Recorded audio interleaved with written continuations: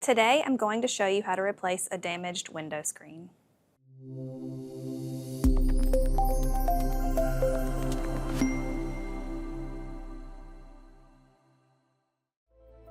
The tools you'll need are a roll of spline, a spline roller, a utility knife, and a pair of scissors.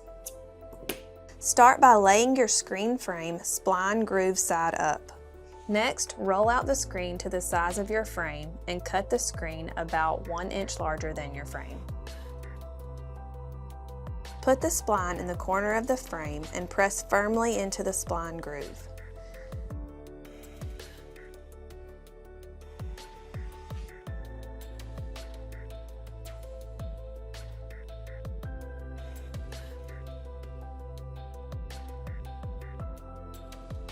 Make sure the spline roller is lined up with the frame's spline groove and continue to roll, pushing firmly along the spline groove.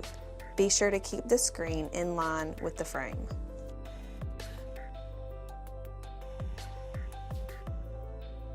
At the corners, either cut the spline or turn the corner by adjusting the spline with your fingers and lining the spline roller back up with the spline groove. Line up the screen and press firmly as you roll. Once the spline and screen are rolled and completed on 2 sides of the frame, continue rolling the remaining 2 sides while applying some tension on the screen. Next, use the tip of the scissors to press in the corners of the spline.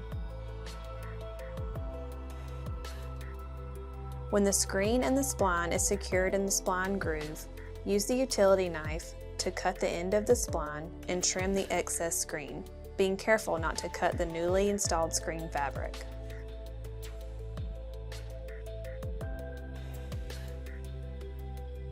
Congratulations! Now you've completed a finished window screen.